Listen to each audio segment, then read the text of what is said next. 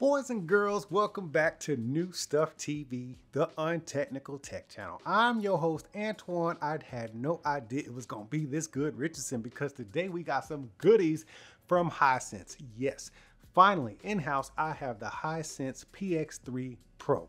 You see it right there? Well, it's off, but you can see it at the bottom. Where my TV stand is, you can see the little LEDs. Well, they're not really LED, or they're not little. They are like spaceship-like headlights. Those are the off LEDs. When this thing is actually off, you can actually turn this off or on as a feature. But when it's off, you can have it set to where these LEDs actually light up to let you know that it's off. And then when you turn it on, when you turn the actual projector on, the LEDs go off. That way you can actually enjoy the ambiance of, you know, darkness around it while you're looking at your great picture. Anyways, I think it's great. Like I said, it's better than I thought it was going to be. But before we dig knee deep into this thing, I got to give a shout out to my friends at Hisense and my friends at projectorscreen.com. Because if you want a projector or a projector screen, of course, like, why not go to a place called projectorscreen.com? Like, they got it all kinds of projectors: short throw, ultra short throw, standard throw, long throw, throw, and they got screens. They got big screens, little screens, medium screens, ALR screens, CLR screen, all the screens possible at projectorscreen.com. So by the end of this video, if you think about checking out one of these Hisense PX3 Pros, you might want to go over there, see if you can get you a good deal, and tell them your boy Antoine from New Stuff TV sent you over there. Now let's get back to this bad boy. Look, okay, I took some notes, but first, you know, let me turn it on, because why talk about it with it off? Let me just turn it on. Dude, you see this? You see this remote? I'll show it to you. I'll show it to you. This remote, it's just like the Hisense TV remotes, okay? Which is really great because you're getting a premium laser cinema, so that means you need a more premium remote. Has all the stuff the TV remotes have, which is, starting up at the top, you got your Netflix button, YouTube button, Prime Video button, Disney Plus, and Tubi buttons, but also, of course, you got your shortcut button. I have mine programmed to Paramount Plus, and sometimes I think I wanted programmed to DirecTV. I really haven't figured that one out yet, but either one, I'm good with it. You can program yours to be whatever, but it's there for you. You got all the same buttons. You got the same D-pad and everything, and of course, it's voice activated with the Google TV stuff, because of course, Google TV, all the things, which means, yeah, you got all the connectivity you could ever ask for in this thing. Now, as far as the remote goes, everything is the same as the TVs, including the feature to have the buttons light up. Dude, I cannot stress to you the importance of having a nice premium feeling remote with great functionality such as LED lights on it, so you can know what you're doing in the dark. Because when we're doing cinema, we're usually doing it in a dark or an unlit room. But this is a laser cinema, meaning that, yeah, you can be in the dark because it's cinema time, right? But it's also an ultra short throw projector at its core, which means you use it with an ALR screen, which means you can have lots of ambient light just spilling all in the room, all uncontrolled like I got here. You can't see this right now, but I have a big old light. It's in my friggin' face. I got a big light there, and I got a big one shining over here along with a window, and I'm sitting next to a window. The overhead lights are off, but I'll go ahead and show you what this thing looks like with the overhead lights on in a well-lit room, because you can watch it as a regular TV with all the lights on. And that's the spectacular thing about these ultra short throw projectors. They just work wonders with the lights on, so you can have a cinematic experience without being in complete darkness. It's just a super great thing to have, because now you can watch your content on a massive screen in a theater style without having to be in complete darkness. But you know, let's talk about something real quick, because I need you to know the differences between Hisense's projectors. They're all projectors at their core, right? But Hisense has what's considered a laser TV, and they also have a laser cinema, and then they also have projectors or lifestyle projectors. They're laser TVs, which is such as the L9H, which we talked about on this channel before, which is a great projector because it's a ultra short throw projector. It's a laser TV because it has a TV tuner built in, and it has TV type capabilities, okay? And then when they have their laser cinema, like this PX3 Pro, they strip that out of there. It is not a TV, okay? It doesn't have a TV tuner or anything of the sort. You are supposed to be watching content, movie-like content on this thing because it is in fact a laser cinema. And I will tell you, because of that, it has a little bit more flexibility. A laser TV comes in one size or multiple sizes, but you only get one. You got to choose wisely. You either get a 120 or a 100 inch, okay? And that's it. That's the focal length. For this PX3 Pro, since it's a laser cinema, it can go from 80 to 150. Wait a minute. I took my notes. I don't want to lie to you guys. You know how I am with my notes. I got to double check. Where is it? Yeah, 80 inches to 150 inches. So you got a lot of flexibility, and that takes me to the initial setup. This was so much easier to set up than the L9H laser TV because of that flexibility and the focal length, okay? So I was able to just toss it onto the stand, or into the stand as I have it, and I was able to hang up my screen, and it did a keystone adjustment automatically. It got it close, but then I wanted to fine tune it to get that bad boy spot on the corners and along the borders of my frame on that. Ooh, dude, it is looking good. Look at that. Look, the mama bird and the baby bird. Like, dude, bro. But yeah, the flexibility makes it so much easier to set up initially.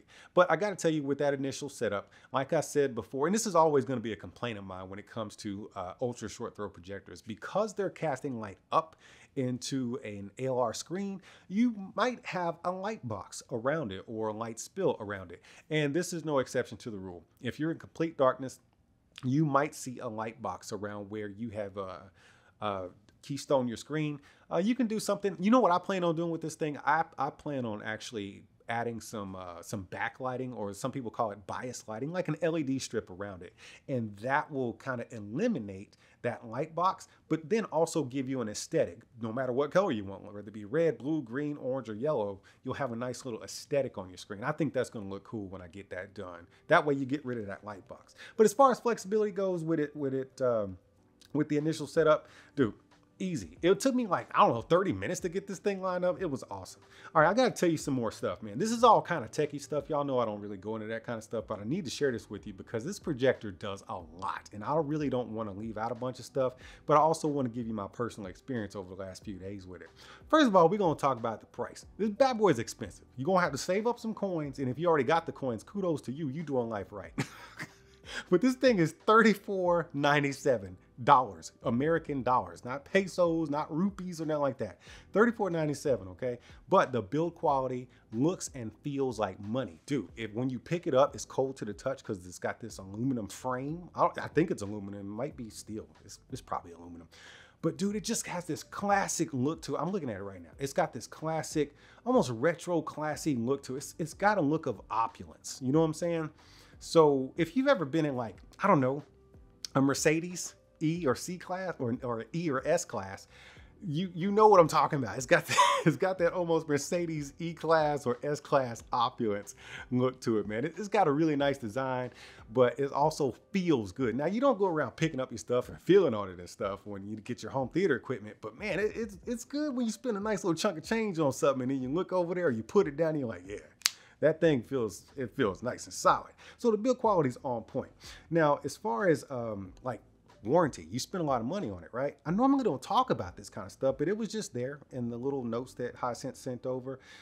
You get a 2-year warranty. That's cool, okay? So you get a 2-year warranty, and they say it delivers up to 25,000 hours of content. So I don't know if they're gonna warranty it for 25,000 hours on that bulb or not, but the way it's worded, it's a little weird. But you definitely get a 2-year warranty, maybe, or 25,000 hours. I don't know. You might want to double, quadruple check that. Anyways, I talked about the setup and everything, but as far as the setup goes, I forgot to mention that this one right here, it says 0.22 ultra short throw ratio. All that means to me is I get to move this thing closer to the wall, and I could probably move my screen down. I didn't move my screen down from where I had it the last time, but I am able to get my entire TV stand 2 inches closer than it used to be. Now that's huge because, like I said in my previous video about the L9H, I had that sucker about 10 inches out, and that's relatively far, especially from where I like to see it. But now I've been able to move that thing 2 inches closer to 8 inches, and now it looks like it should be there instead of like it's looking like it needs to be pushed back. So that's a big deal. You get that shorter throw. Now back to my notes here, man. As far as picture quality goes, I'm gonna tell you about my personal experience, but this stuff is really cool when it comes to the tech inside, okay? You got 3000 ANSI lumens, 3001 native contrast, 4K AI upscaling. I will tell you about the upscaling right now. It's good, okay? It is fantastic, especially for a projector. All right, they've done a great job of upscaling stuff. Everything looks nice and crisp, clean. You cannot see the rendering of the things, you know what I mean? Like sometimes you can see the projector actually actively working to upscale things. No, it's kind of already done here. So I like what they've done with that. And then you got the support for pretty much every freaking video format out there. Dude, we got IMAX enhanced content, Dolby Vision, HDR10, HLG, and HDR10 Plus. Dude, it literally supports everything. You will not need to plug in any dongles of any sort. Then, 3D content. I don't have any personal 3D content, okay? I've only played around with it once on a different UST. This one actually supports that. So you got Active 3D ready. Now they went ahead and teamed up with Harman Kardon to give you an impressive 50-watt front firing speaker sound system. Now I'm gonna be honest with you. I initially plugged this thing up and I just wanted to hear the speakers real quick before I plugged it into my my Sony AN1000 surround sound system. I went ahead and listened to the physical speakers in here. I didn't know that it was just 2 front firing speakers in there because it sounds like more than that. I was thinking that there might have been 4 because it sounds wide. Even though it's tucked into that little cabinet right there, it sounded like almost like I had a sound bar and I had front firing and side firing so I could get some space. As far as Dolby Atmos and stuff like that, I mean, come on, man, it's just sitting right there. It supports Dolby Atmos, but if you want to get Dolby Atmos out of the projector, hey, it is what it is. But those front firing speakers are very impressive. You will not be thirsty to go get a soundbar or an AVR and hook up a whole surround sound system because it delivers enough for your content. But if you want to go big, because you've already went big with the screen, as far as the screen size, by the way, I am watching this on a 100-inch screen, by the way. But you've already gone big, so go big with the sound and plug up some exterior sound to it. But I'm telling you right now, you will not be thirsty for that. But just in case you want to hang out in here for a bit with the sound, let's go in here and look at this, man. Let's go into the sound settings because they do give you a 7-band EQ. Let me go into sound. They give you a 7-band EQ, dude. That's a lot for a TV. But they also give you some TV sound effects, okay? So there's your Dolby Atmos. That's actually on. Let's go into advanced settings. Okay, you got this auto acoustic tuning. Using the remote control, the system itself will send off some sounds out of the speakers, and then the remote picks up that sound, and it kind of calibrates itself to know where the remote is or the room. I don't know what it does, but it makes it sound better, okay? And then we can get into that 7-band EQ right there. You see all that ridiculousness? So if you're into setting up your hertz, you can do that until your heart's content. But then I wanted to go back and show you some auto settings. Not auto settings, but oh, there it is. I missed it. You got to, okay, sound mode. There we go. So we got standard, we got theater, sports, music, speech, late night, and intelligent sound. Intelligent sound is a good one to use because that lets the PX3 Pro do the work for you and figure out what kind of content you're watching, and then it'll deliver the best sound. Me, personally, I usually like to just keep it in theater because I like taking charge of my sound. You know what I'm saying? Now I want to talk about gaming a little bit. Okay, so this is some more specky stuff for you guys. Hisense went all in, man. They went in with Xbox, okay? They say it's designed for Xbox. I don't have an Xbox, okay? I have a PS5. So I did some PS5 gaming on it, and chef's kiss. It is excellent gaming on here. I typically don't like gaming on a massive screen because with certain games, I'll get motion sickness. Like if I'm doing something like Spider-Man 2, I did play that. Got a little woozy, okay? Because there's a lot of movement with the web swinging and stuff like that. And if you play something like a first-person shooter, that stuff makes me so dizzy on a massive screen. But if that's you, you do you, boo-boo. But the game I actually enjoyed most on here was Days Gone. Dude, that is one of the eeriest games. Probably, like, I thought The Last of Us was super eerie as far as a game, but Days Gone is super eerie, man. The sounds, the noises, and just the overall ambience just gives me the freaking creeps. You're out there in the woods and these zombies just be coming out of nowhere and you be trying to like do stuff and dude, and then you ride on that motorcycle. It is the most or the least fuel efficient motorcycle I have ever ridden in my life. That thing doesn't go anywhere on a full tank of gas. And the zombies always tend to get me because I'm always out of freaking gas.